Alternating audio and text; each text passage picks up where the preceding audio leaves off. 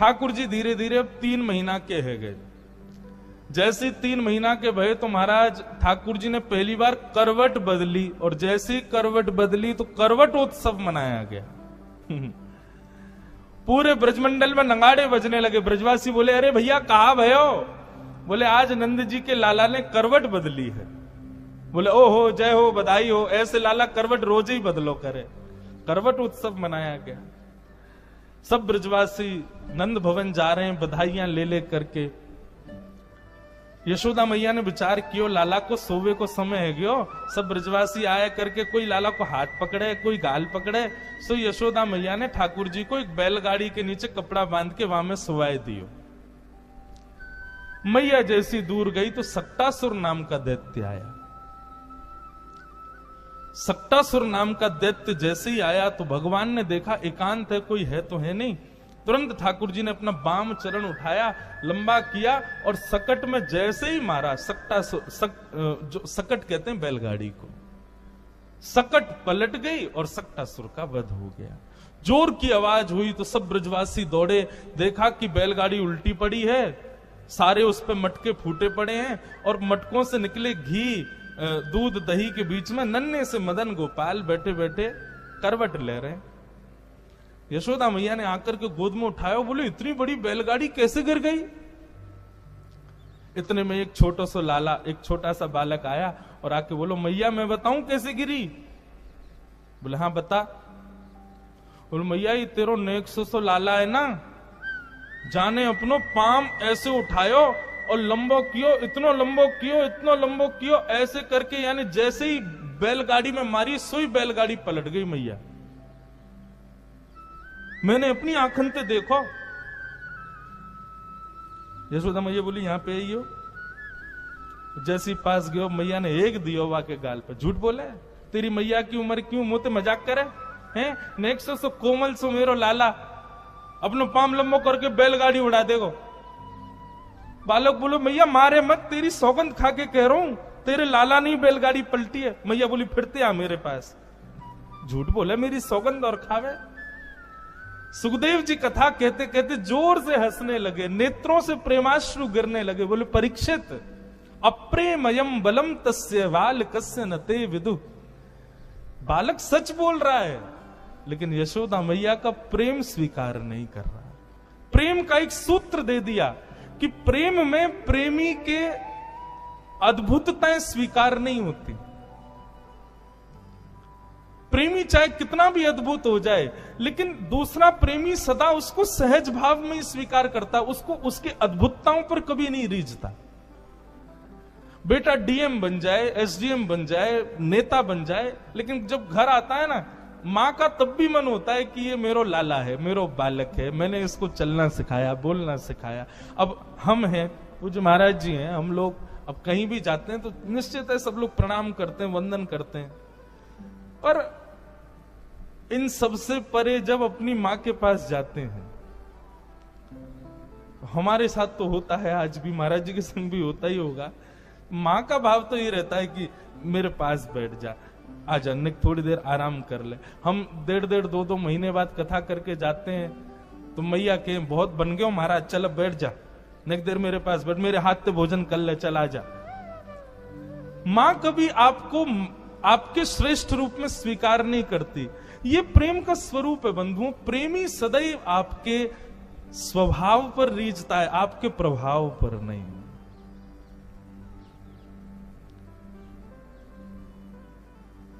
कई लोग पूछते हैं कि ब्रजवासियों से इतना प्रेम क्यों करते हैं ठाकुर जी, तो मन में यही भाव आता है कि क्योंकि ब्रजवासियों ने ठाकुर जी के प्रभाव को कभी स्वीकार ही नहीं किया। आज प्रसंग आएगा कथा में, ठाकुर जी ने 7 कोस लंबे चौड़े गिरिराज जी अपने वाम हस्त की कन्नी उंगली के नख पे धारण कर लिए। सब ब्रजवासी ने जाके अपनी अपनी छड़ी लगा दी। ठाकुर जी बोले, जे कहा कर रहे हो भैया? बोले, लाला हम छड़ी लगा रहे हैं, तू अपनी उंगली नीचे कर ले, गिरिराज जी को हम साध लेंगे। ठाकुर जी बोले, अच्छा 21 किलोमीटर लंबे चौड़े ऊंचे गिरिराज जी तुम्हारी छड़ी इन पर रुकेंगे? ब्रजवासी बोले, तो लाला तेरी नेक्सी सी उंगली पर टिक जाएंगे? बोले, मेरी उंगली पर ही टिक रहे हैं ये, तुम्हारी छड़ी इन पर ना टिक रहे। ब्रजवासी बोले चल चल बात मत बनावे लाला, तू उंगली नीचे कर ले, हमने छड़ी लगा दी, गिरिराज जी टिक गए। ठाकुर जी बोले अब तो विश्वास कर लो। बोले हमें विश्वास ना है लाला, ये तो हमारी छड़ी पे टिक रहे हैं। ठाकुर जी बोले तो हम अपनी उंगली हटा रहे हैं। बोले हटा ले। जैसे ही ठाकुर जी ने नेक उंगली नीचे करी, सोई महाराज विशाल गिरिराज जी महाराज नीचे आने लगे, सबकी छड़ियां टूटने लगी। अरे लाला संभाल संभाल संभाल। सोई ठाकुर जी पुनः से खड़े हो गए। अब तो दूर दूर तक कोई सपोर्ट ही नहीं है, अकेले ठाकुर जी खड़े हैं।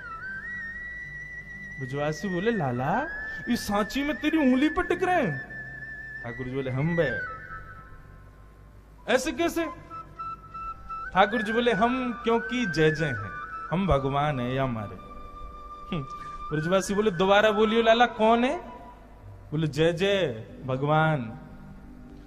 अच्छा जय जय आपने ऐसा कौन सा काम किया जो आप जय जय हो? हमने पूतना मारी, अगासुर मारो, बकासुर मारो, धेनुकासुर मारो, आज गिरिराज जी उठा लिए, हम जय जय, तुम मानो ही ना हो कभी। ब्रजवासी बोले लाला सांची पूछे ना तो हमारे ब्रजमंडल को इतना प्रताप है कि यहां बिना भजन करवे वारो आवेगो तो अपने आप ही मर जाएगो। ये सब राक्षस बिना भजन वारे जैसे ही ब्रज में आए अपना आप ही मर गए। वो मरे मरायन में तेने हाथ लगा दी और यूं करो मैं जय जाऊं। ये पूतना अपने अपने भजन की सूक्ष्मता के कारण मरी, तेने नहीं मारी। ये तो हमारे ब्रज को प्रताप है। ठाकुर जी बोले धन्य है, इन ब्रजवासियों को प्रणाम है, इनके सामने मैं कितना भी प्रभाव दिखा दूं ये तब भी मुझको लाला ही समझेंगे। ठाकुर जी केवल इसी बात से रीझे हैं ब्रजवासियों से।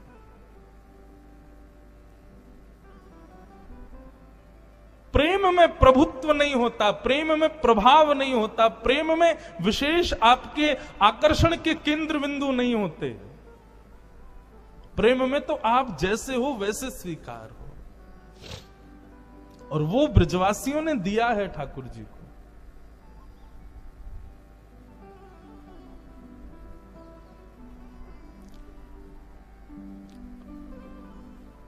ठाकुर जी यशोदा मैया के अंग से लिपट करके भीतर चले गए। अब ठाकुर जी धीरे धीरे नकौर बड़े भय, 1 वर्ष के हो गए।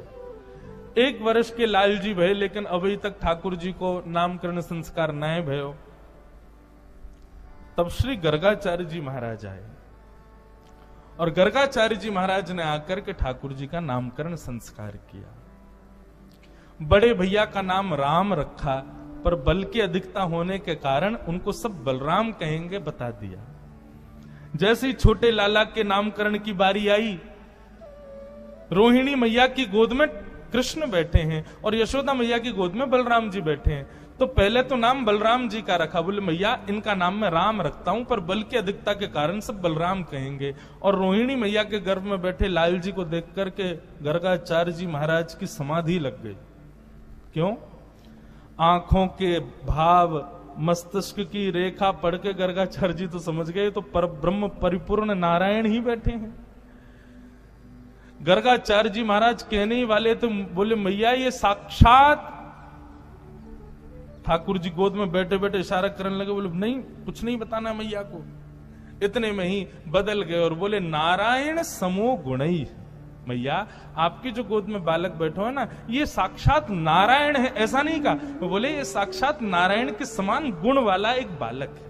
यदि अपने जीवन में कभी कोई श्रेष्ठ काम करे ना तो आप आश्चर्य मत करना, इसमें नारायण जैसे गुण हैं। ठाकुर जी मुस्कुराने लगे, बोले हाँ ये ठीक है।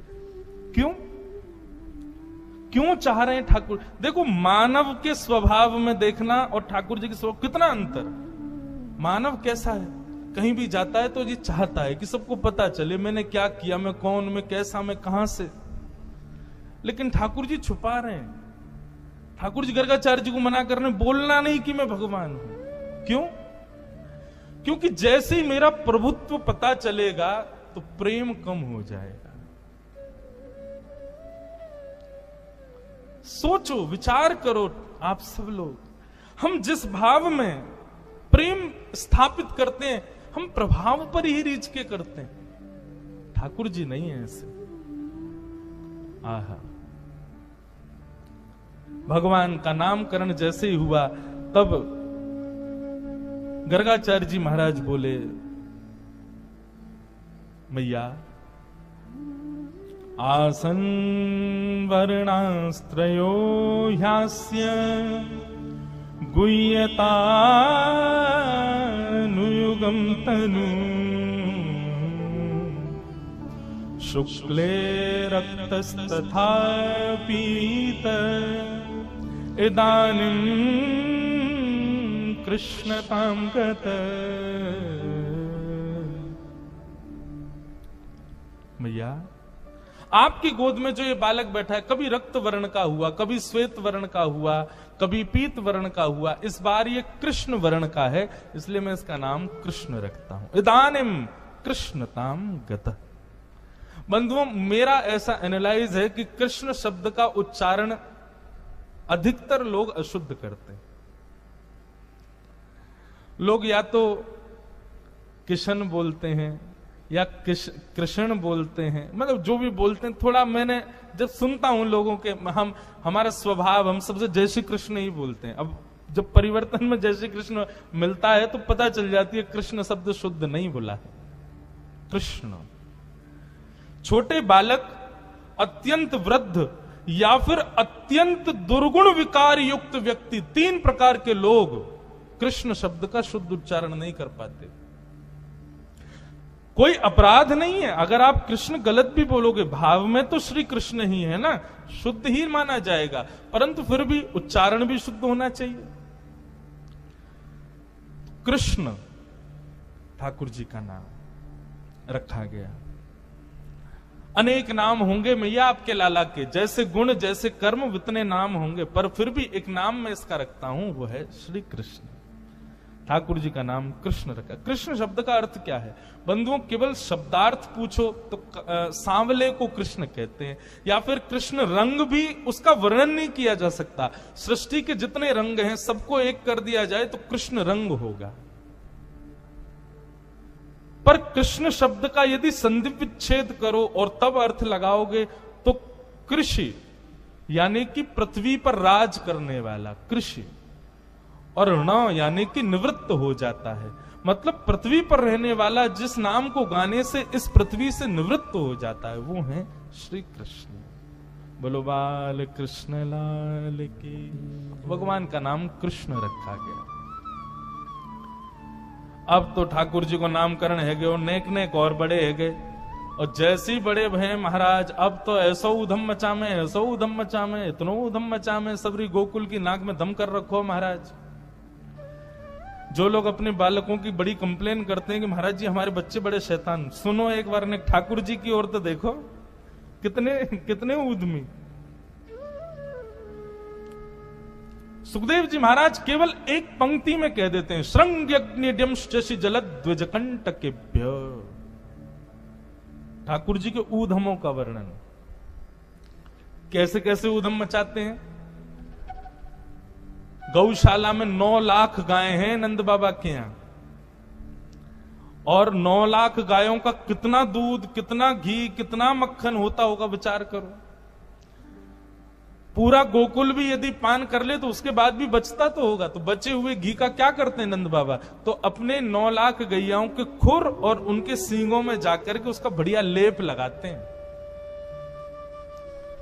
आज ठाकुर जी और बलदाऊ बाबा दोनों पहुंच गए और गौशाला में बैठी हुई गैया को एक सींग पकड़ो ठाकुर जी ने, दूसरा सींग पकड़ो बलराम जी ने, नेक नेक से हैं, बैठी है गैया। अब दोनों वाकू हिलाने लगे।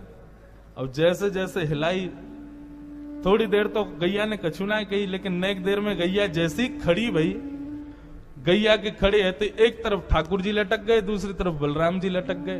अब वाकई सींगन में लगो मक्खन, हाथ चिपचिपे। अब वो हाथ छूटे, मैया बचाइयो, मैया देख तेरी गैया मोकू मार रही है।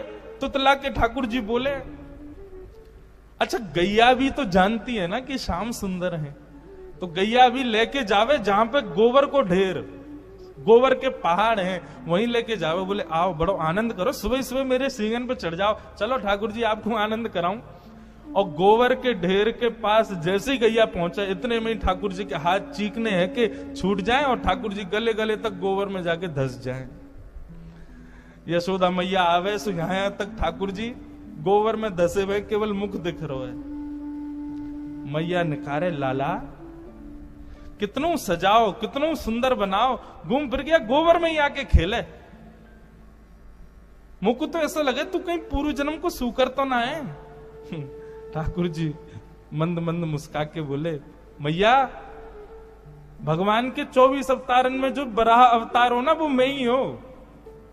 मैया बोली, हम बे तू ही तो हो, मोह धोवा आवे ना भगवान बने हमारी जान को। ठाकुर जी बीच बीच में सत्य भी बोल जाते हैं, लेकिन यशोदा मैया स्वीकार नहीं करते। श्रृंगी, अग्नि, द्यमष्टि, और द्यमष्टि तो इतना विचित्र है। ठाकुर जी क्या करते हैं, जैसे ही गैया के बछड़ा होता है सोई ठाकुर जी वहां को मुंह खोले, वहां के दांत गिने या के कितने दांत हैं, और फिर रोते रोते मैया के पास जाए, बोले मैया वाकई तो इतने सारे दांत हैं, मेरे 2-3 ही दांत क्यों? अभी ठाकुर जी की 2-3 ही दतुइयां निकली हैं। यशोदा मैया कहें, लाला तू दूध पिए कर, देख वो पूरे दिन दूध पीवे, हमारे वहां के दांत आ गए। तो ऐसे ठाकुर जी दांत गिनते हैं। कभी कोई बंदर मिल जाए, को मुंह खोल के दांत गिने या कि कितने दांत हैं, फिर अपने गिने, जैसे ही अपने कम लगे सोई रोमे मैया के पास जाकर, मैया मेरे एक दांत कम है, देख वह बंदर को ज्यादा है। ऐसा ऐसा ठाकुर जी लीला करें। इन सब लीलाओं को देख के सुन के यशोदा मैया का और प्रेम होता है लाल जी से। द्विज ठाकुर जी का एक स्वभाव, और गोकुल में घूमेंगे, कोई संत मिले, कोई ब्राह्मण मिले, तो रास्ता में वहां से मिलते ही कहेंगे, अरे आप यहां को घूम रहे हो, नंद बाबा आपकी प्रतीक्षा कर रहे हैं घर पे, यशोदा मैया ने 56 भोग बनाए आपके काजे, अरे जल्दी जाओ वहां प्रतीक्षा है रही है, हमारी मैया सवेरे तो भूखी, जब आप प्रसाद पाओगे तभी पाएंगी। ब्राह्मण बोले, मेरी प्रतीक्षा कर रही, जबकि ऐसा कुछ है नहीं। ठाकुर जी जबरदस्ती पूरे गोकुल को न्योत आते हैं कि आज तो यशोदा मैया तुम्हारी प्रतीक्षा कर रही है, जाओ भोजन पाओ।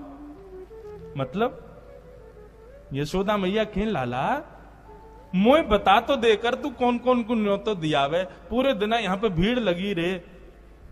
मैया मैं तो यूं चाहूं कि तू पूरे दिन बस लगी रे, हमारे घर में अन्नपूर्णा मैया सदा विराजमान रहे, ब्राह्मणों को खूब भोजन करा, संतन को खूब भोजन करा, मैया तेरो दान पुण्य कभी खत्म ना हो, मेरी तो ऐसी भावना। द्विज द्विजों से आनंद करते हैं। एक बार ठाकुर जी अपने समस्त ग्वाल बालों के संग पूजा खेल रहे थे। चारों तरफ ग्वाल बाल बैठे हैं, बीच में एक अग्नि कुंड बना करके, और ठाकुर जी आचार्य बन के बैठ गए, और सबरे ग्वाल बालन से बोले, जैसे ही मैं कहूं स्वाहा तो सब सामग्री डालियो, और सामग्री क्या, सूखे पत्तों का चूरा। अब ठाकुर जी बोले स्वाहा डालो, ए मधुमंगल तू पीछे छूट जाए, समय पर डाले कर। श्रीदामा बोले लाला या यज्ञ ते होगो का? बोले या यज्ञ करवे ते हमारी सुंदर सुंदर बहू आमेंगी, हमारो ब्याह है जाएगो। ठाकुर जी कितने बड़े हैं, अभी 3.5 वर्ष के हैं बस। अब तो महाराज सवरे समय समय पे वह यज्ञ को करें। एक दिना मधुमंगल ने आकर के कही, लाला मैंने तो सुनिए यज्ञ तब तक पूर्ण ना होवे जब तक ब्राह्मणन को भोजन नहीं कराओ। ठाकुर जी बोले तो ठीक है, आज ब्राह्मणन को भोजन करा देंगे।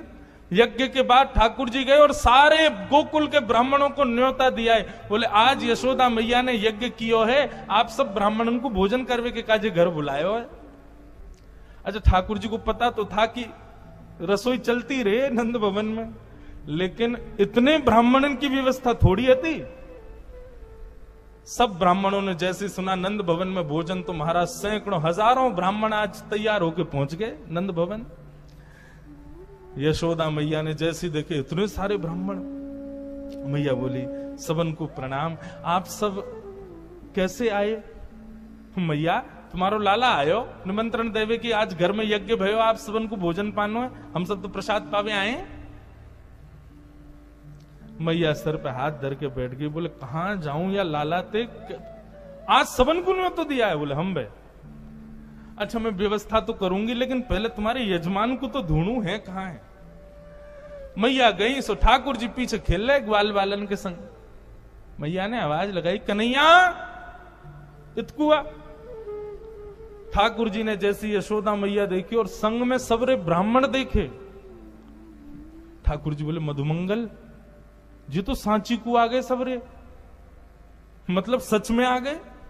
मधुमंगल बोलो तो निमंत्रण इतनो ठोस दियो तो आएंगे तो सही।